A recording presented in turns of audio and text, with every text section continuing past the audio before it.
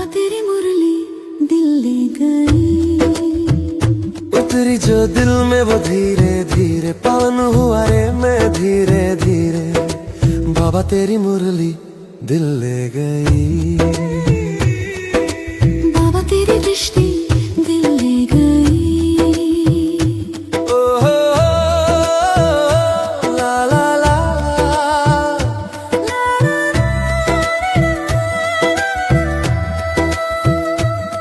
बाबा तुझसे मिलकर ये जाना है, होता क्यों दिल ये दीवाना है, तय कर लिया तुम्हें। आज हम बाबा की 25 अगस्त 2026 की साकार मुरली सुनेंगे।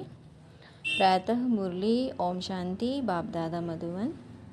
आज प्यारे बाबा मीठे बोले, मीठे बच्चे, बाप और वर्षे को याद करने में तुम्हारी कमाई भी है तो तंदुरुस्ती भी है, तुम अमर बन जाते हो।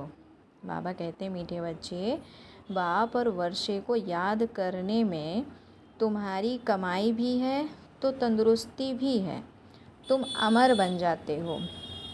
आज का प्रश्न है कि हृदय को शुद्ध बनाने की सहज युक्ति कौन सी है? हृदय को शुद्ध बनाने की सहज युक्ति कौन सी है? उत्तर है, बाबा कहते हैं कहाँ भी रहो ट्रस्टी होकर रहो। कहाँ भी रहो, बाबा कहते कहाँ भी रहो तो ट्रस्टी होकर रहो। हमेशा समझो कि हम शिव बाबा के भंडारे से खाते हैं। शिव बाबा के भंडारे का भोजन खाने वालों का हृदय शुद्ध होता जाता है। प्रवृत्ति में रहते अगर श्रीमद् प्रमाण डायरेक्शन पर ट्रस्टी बनकर रहते तो वह भी शिव बाबा का भंडारा है। मन से सरेंडर है। प्रवृत्ति में रहते, माना घर गृहस्थ में रहते भी अगर श्रीमद् प्रमाण डायरेक्शन पर निमित्त बनकर रहते हैं तो वह भी शिव बाबा का भंडारा है ना। तो मन से सरेंडर है ना, इसीलिए वो किसका घर हो गया? बाप का घर हो गया। बाबा कहते भी हैं ना, जिस दिन तुम बाप के बनते हो तुम्हें निश्चय हो जाता है, उस दिन से सब कुछ तुम्हारा हो जाता है, और सब कुछ जो तुम्हारा है वो बाप का हो जाता है और बाप का तुम्हारा हो जाता है। तो कहने का मतलब ये है कि सब कुछ बाप पर समर्पित हो गया। तो बाबा ने कहा मन का सरेंडर होना सबसे ज़्यादा इम्पॉर्टेंट है ना। ये नहीं कि हम सेंटर पर जाके बैठ जाएं, ऐसा नहीं। बाबा कहते घर गृहस्थ में रहते हुए भी हमको बाबा की पूरी तन मन धन से, बुद्धि से, संकल्पों से, श्वास से याद रहनी चाहिए। मुरली से, ज्ञान से, योग से, धारणा से, सेवा से, जैसे भी बने, जिस भी रीति बने, हम बाबा को याद करें। अच्छा, ओम शांति ओम शांति। जन जन्मांतर आधा कल्प बच्चों ने सत्संग किए हैं ना। कब किए हैं? द्वापर युग। जब से द्वापर युग लगा तब से बच्चों ने क्या किया? 2500 साल तक क्या किया? अभी तक क्या करते आए? बाबा के बनने के पहले भी तो यही सब चल रहा था ना। क्या कर रहे थे? देह भान वाले सत्संग कर रहे थे। तो साधु संत पंडित आदि सब मनुष्यों का सत्संग होता है। यह कोई भी मनुष्य का सत्संग नहीं है। और जो भगवान के घर में आके किया तो किसका सत्संग किया? स्वयं परमपिता परमात्मा शिव बाप से सत्संग किया, सत्य बाप का संग किया, किसी देहधारी गुरु का संग नहीं किया। तो यह कोई मनुष्यों का सत्संग नहीं है। इसको कहा जाता है रूहानी सत्संग। रूह को पढ़ाते हैं ना बाबा, सुप्रीम रूहों के साथ रूह रिहान अर्थात सत्संग करते हैं। यहाँ तुम कोई मनुष्य से नहीं सुनते हो, ना देवताओं से सुनते हो। किससे सुनते हो? डायरेक्ट परमपिता परमात्मा से सुनते हो। तुम सुनते हो भगवान से। भगवान को हमेशा निराकार कहा जाता है, और भगवान आते ही तब हैं जब बच्चों को भगवान भगवती बनाने के लिए पढ़ाना है। कब आते हैं? जब बच्चों को क्या बनाना है? भगवान भगवती, माना आप समान बनाना है, बाप समान बनना है। भगवान और भगवती का पद सिवाय भगवान के कोई भी नहीं दे सके। तुम बच्चे जानते हो कि कल्प कल्प संगम युग होता है, तो निराकार भगवान आकर हमको ज्ञान देते हैं। यह भी सिर्फ तुम ही समझते हो, दूसरा कोई मुश्किल समझ सके। शिव बाबा आते हैं जरूर, परंतु उनके बदले श्री कृष्ण को गीता का भगवान कह दिया है। शिव बाबा आते हैं जरूर, परंतु उनके बदले, बदले माना डालना चाहिए नाम किसका, शिव बाबा का, लेकिन डाला किसका, बच्चे का। तो श्री कृष्ण को गीता का भगवान कह दिया, तो जरूर सबकी बुद्धि में मनुष्य तन ही आता होगा, क्योंकि बाप तो ज्योति बिंदु है, निराकार है। लेकिन जिस रथ में आते हैं वो रथ का नाम हो जाता है और बाप गुप्त हो जाता है। तो बाबा ने कहा कि महिमा किसकी हो जाती है, कृष्ण की महिमा हो जाती है, तो ज़रूर सबकी बुद्धि में मनुष्य तन ही आता होगा। तुम ही दैवी गुण वाले थे, कौन, तुम बच्चे जो भी बाप के सम्मुख बैठे हो, अब आसुरी गुण वाले बने हो। कैसे, स्वयं को भूलने से, देह अभिमान में आने से, फिर अब दैवी गुण वाले बनते हो, फिर वापस फिर वही अपने सत्य स्वरूप को प्राप्त करते हो। किससे, स्वयं शिव बाबा के सत्य ज्ञान से, सत्य संग से। तो दैवी गुण वाले मनुष्यों को ईश्वरी संप्रदाय और आसुरी गुणों वाले मनुष्यों को बाबा ने कहा आसुरी संप्रदाय कहा जाता है। अब निराकार बाप निराकार संप्रदाय अर्थात आत्माओं को पढ़ाते हैं, इसीलिए कहा जाता है ईश्वरीय संप्रदाय अथवा रूहानी संप्रदाय, जिन्हें रूहानी बाप आकर पढ़ाते हैं। और अभी तुम रूह, बाबा कहते हैं अभी तुम रूह अभिमानी बनते हो। क्या बनते हो, रूह अभिमानी। हम आत्मा हैं, बाप हमको पढ़ाते हैं, कहते हैं मुझे याद करो तो तुम्हारे विकर्म विनाश होंगे। रूहों को ही पढ़ाते हैं, वही नॉलेजफुल है।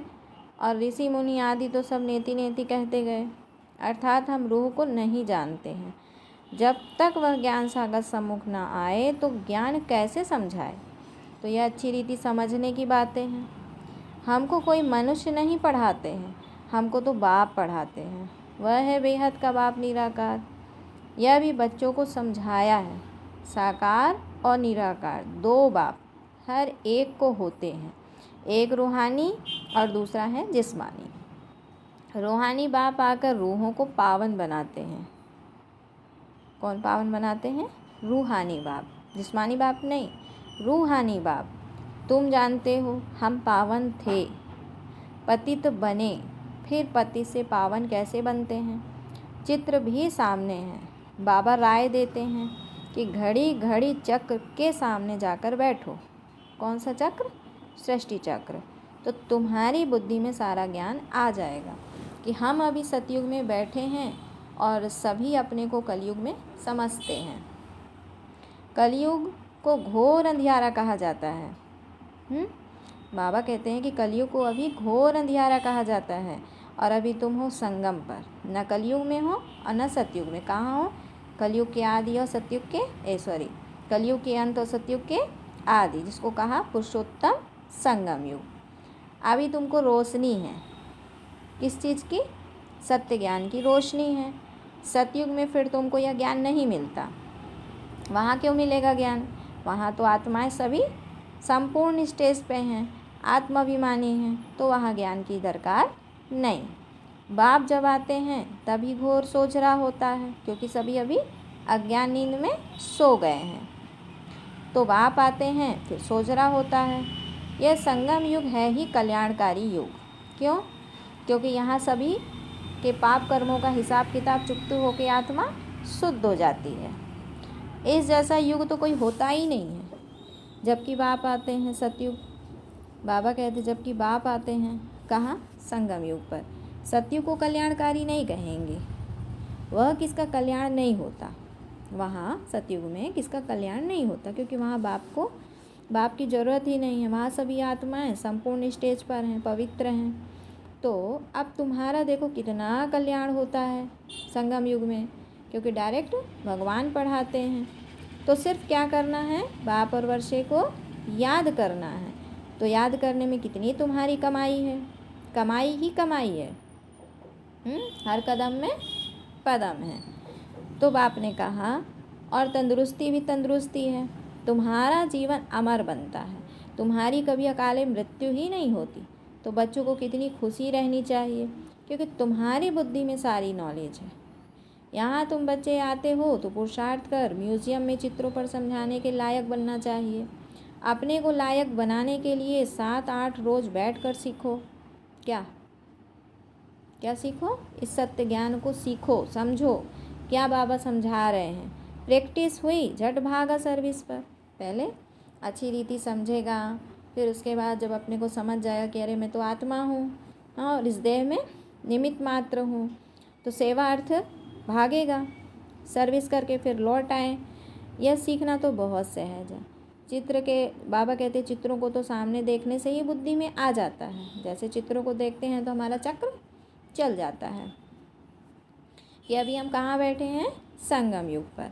आज की दुनिया में बहुत मनुष्य हैं, कल बहुत थोड़े होंगे। इतने यह सब वापस जाने हैं। अभी बाप स्वयं आए हैं। बच्चों की कितनी इज्जत रखते हैं। दूर देश का रहने वाला आया देश पर आए। रावण का देश पर आया देश है ना, और राम के देश में तो कभी रावण आ ना सके। राम के देश में बाबा कहते कभी रावण आ ही ना सके। क्यों? सुख की दुनिया में दुख कहाँ से हो? और राम अर्थात सुख की दुनिया, रावण अर्थात दुख की दुनिया। तो अभी तुम बच्चों को परवरिश तो बाप के हाथ में है। जो बच्चों की परवरिश है वो भी किसके हाथ में है? स्वयं भगवान बाप के हाथ में है। बस तुम ही से खाओ, अर्थात तुम्हारे ही भंडारे से खाओ। कौन सा भंडारा? भगवान कौन सा भंडारा खिला रहे सबको? सत्य ज्ञान का भंडारा खिला रहे। तुम्हारी सारी परवरिश यहाँ ही होती है। आत्मा का भोजन क्या है? सत्य ज्ञान है। जो सरेंडर हो जाते हैं उनकी परवरिश तो होती ही है।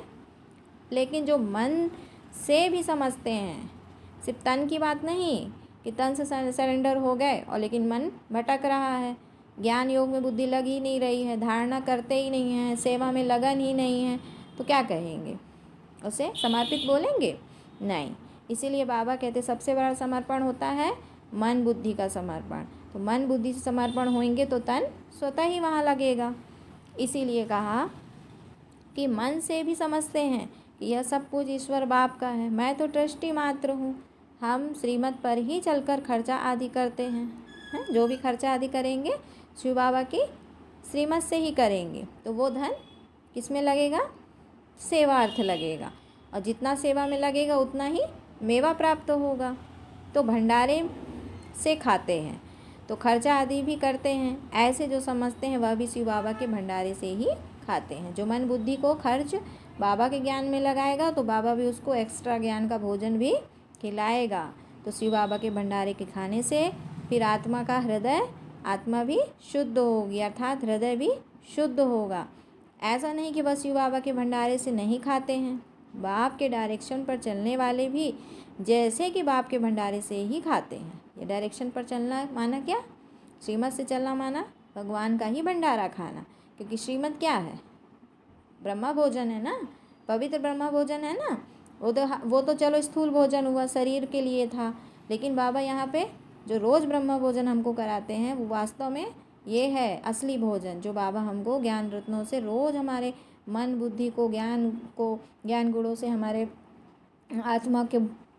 आत्मा को क्या करते हैं? भरपूर करते हैं, संतुष्ट करते हैं। इतना संतुष्ट कर देते हैं कि स्थूल की भी भूख नहीं रह जाती है। इसलिए बाबा कहते बच्चे भगवान आके तुमको अतीन्द्रिय सुख का भोग लगाते हैं। इतना ज्ञान योग का भंडारा दे देते हैं कि स्थूल और जो कहना चाहिए स्थूल इंद्रियों का जो सुख है वो उसके आगे भूल ही जाता है। तो असली भंडारा खाते हैं। बाप के डायरेक्शन पर चलने वाले भी जैसे कि बाप के भंडारे से ही खाते हैं। तो जिस भंडारे से खाया वह भंडारा भरपूर, कालकंटक दूर, तो कभी उसकी बुद्धि क्या होगी? विचलित नहीं हो सकती। वो उसका परख शक्ति, निर्णय शक्ति है ना, सब कुछ उसका ओके होगा। और अगर अशुद्ध भोजन करेंगे, इधर उधर का व्यर्थ चिंतन, व्यर्थ संकल्प कुछ भी करते हैं, मन बुद्धि की एनर्जी को व्यर्थ कहीं भी लगाते हैं श्रीमत के विपरीत, तो क्या होगा? बाबा ने कहा ना कि फिर उनका भंडारा क्या भरपूर होगा? नहीं। जो शिव बाबा का भंडारे से खाएगा उसका कालकंटक दूर होगा, वो काल पर भी विजय प्राप्त कर लेगा। उसके बाद तुम कभी भी अकाले मृत्यु को प्राप्त नहीं कर पाओगे। कौन सा भोजन? हद के भोजन की बात नहीं बोली बाबा ने। वो जो भगवान ज्ञान योग का भोजन देते हैं उसको खाने से तुम अकाले मृत्यु पर जीत पा लेते हो। जो अकाले मृत्यु होती है ना वो कभी नहीं होगी। तो कहा बच्चे काल पर भी जीत पा लेते हो इस सत्य ज्ञान से। इस समय ही शिव बाबा आते हैं, उनकी महिमा भी गाई हुई है, शिव जयंती भी मनाते हैं, परंतु उनका भंडारा कैसे होता है यह कोई भी नहीं जानते। वो तो हद का भंडारा दिखाया है, जिससे हद की इंद्रियों को सुख मिलता है, लेकिन जो बेहद का भंडारा है जिसको खाने के बाद इंद्रियों से परे जो सुख मिलता है वो सबको नसीब नहीं होता। वो तो उन्हीं को होगा जो उस सत्य को इतनी गहराई से अनुभव करेंगे, उस पर अपना मंथन चिंतन करेंगे, उस पर अपनी पूरी ऊर्जा लगाएंगे, उसे ही वो चीज़ अनुभव होगी, सबको नहीं होगी। क्योंकि बाबा कहते हैं ना, स्थूल के सुख में जब आत्मा फंस जाती है तो वो देह के सुख में इतनी रम जाती कि उसे आत्मा के सुख का कुछ असर ही नहीं होता। उसे स्थूल ही चाहिए, स्थूल भोग ही चाहिए। इसीलिए बाबा ने कहा कि बाबा भी बरोबर आते हैं, तो बच्चे उनका भंडारा कैसे होता है यह भी कोई नहीं जानते हैं। बच्चे जो भी आते हैं उनको शिव बाबा के भंडारे से खाना मिलता है। अच्छा, मेल सरेंडर होता है तो ठीक है, अगर वह सरेंडर नहीं होता तो माताएं क्या करें? क्योंकि कमाई है पति की, वह तो सरेंडर होता नहीं। वह तो जब आमदनी करे तब स्त्री खाए।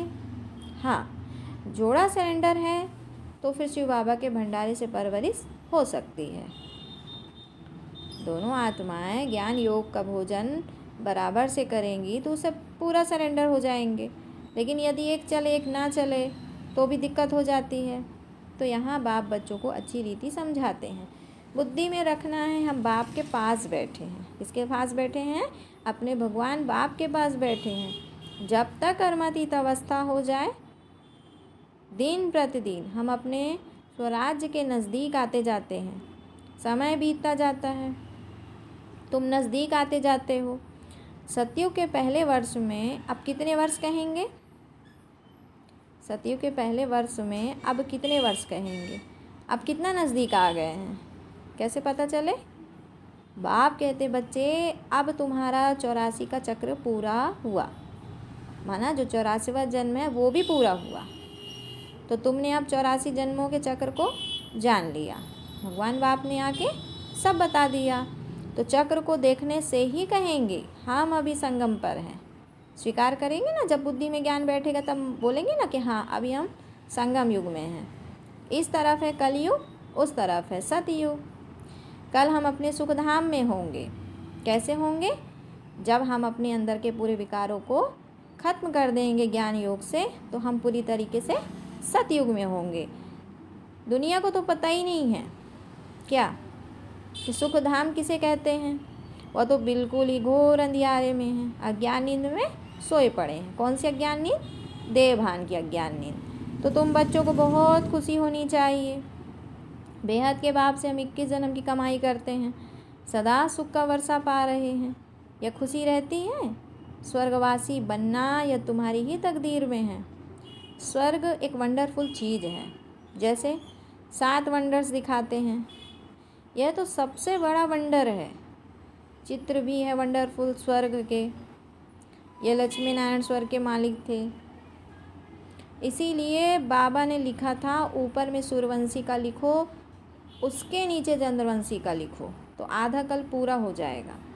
सूर्यवंशी चंद्रवंशी 1250 वर्ष, तो फिर लाखों वर्ष की तो बात ही उड़ जाए, माना वो बात फिर सिद्ध ही ना हो। वहाँ बाहुबल में कितना खर्चा होता है यहाँ शुरू से लेकर अंत तक कुछ भी खर्चा नहीं होता। कहाँ? भक्ति मार्ग में। यहाँ तो बाप और बच्चों का हिसाब है, खर्चे की तो बात ही नहीं है। यहाँ बच्चे आकर रिफ्रेश हो इसलिए मकान आदि बनाते हैं। बच्चों का ही पैसा है, सो भी कितने दिन तो पास हो गए, बाकी थोड़े दिन हैं, खर्चा कुछ भी नहीं। तुम जीवन मुक्ति पाते हो बिगर कौड़ी खर्चे। इसमें सिर्फ मेहनत की बात है। भगवान को तो सब भक्त याद करते हैं, परंतु यह नहीं जानते हैं कि भगवान कौन है।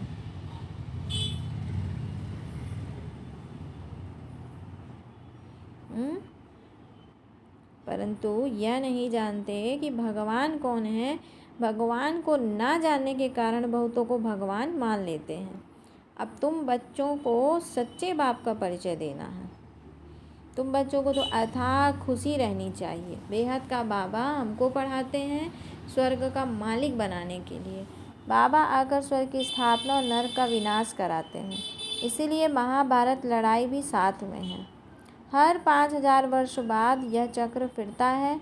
बाप भी कल्प कल्प कल्प के संगम युगे आते हैं। गीता में उन्होंने फिर युगे युगे लिख दिया है। सो भी 5 युग हैं, 5 बार आए। फिर 24 अवतार फलाना अवतार क्यों लिख दिया है? बाबा कहते हैं कि महाभारत लड़ाई में दिखाया कि हर 5000 वर्ष बाद यह चक्र फिरता है। बाप भी कल्प कल्प कल्प के संगम युगे आते हैं। तो फिर गीता में उन्होंने फिर युगे युगे लिख दिया है। सो भी 5 युग हैं, ठीक है। 5 बार आए, 5 युग हैं तो 5 बार आए ना, अगर उस हिसाब से देखा जाए तो। फिर ये 24 अवतार कैसे आ गए? तो मनुष्य कितने यज्ञ तप तीर्थ आदि करते हैं, समझते हैं यह सब रास्ते भगवान से मिलने के हैं। परंतु बाबा कहते हैं कि भगवान के पास तो कोई जा ही नहीं सकता। क्यों नहीं जा सकता भगवान के पास? बाबा कहते हैं जब स्वयं कोई नहीं जानोगे, बाप कोई नहीं जानोगे तो जाओगे कैसे? तो आधा कल्प कितना माथा मारा, जन जन्मांतर फेरे लगाए, ये किया, फिर भी बाप नहीं मिला, कैसे मिलेगा? तो अभी बाप तुम बच्चों के कितना नज़दीक है, तुमसे बात कर रहे हैं, तुम्हें समझा रहे हैं। होता है अनुभव, बाप हमसे बात कर रहे हैं, हमें समझा रहे हैं। तुम समझते हो कल्प कल्प हूबहू हम ऐसा मिलते हैं जो कुछ बीता कल्प कल्प होगा, ऐसे बाबा से मिलते हैं। फिर वही बच्चे आकर बाप के बनेंगे और फिर स्वर्ग का वर्षा लेंगे। एक बार एंट्री हो गई ना, अब हर कल्प में ये पार्ट रिपीट होगा। तो यह बाप का तुम बच्चों के साथ अनादि अविनाशी पार्ट कल्प कल्प ऐसे ही रिपीट होता रहता है।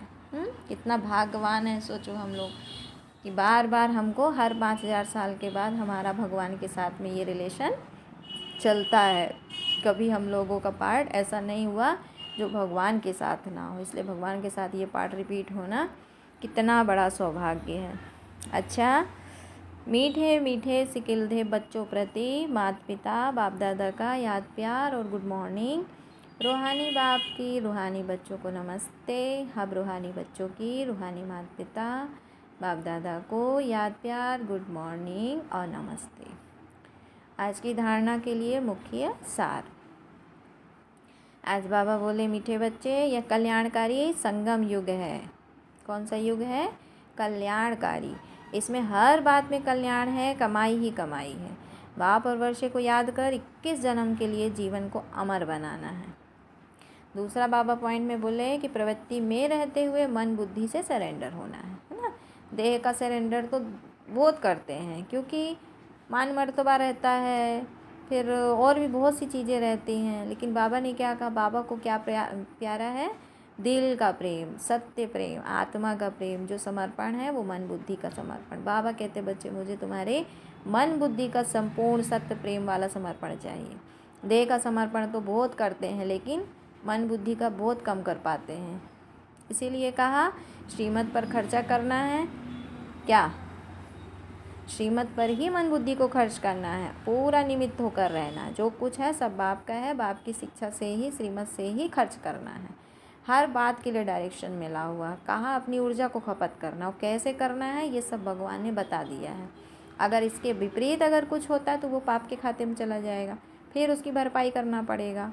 इसीलिए सोच समझ के अपनी एनर्जी को कहीं भी लगाओ, जो भगवान ने बोला उसमें लगाओ तो ज़्यादा अच्छा।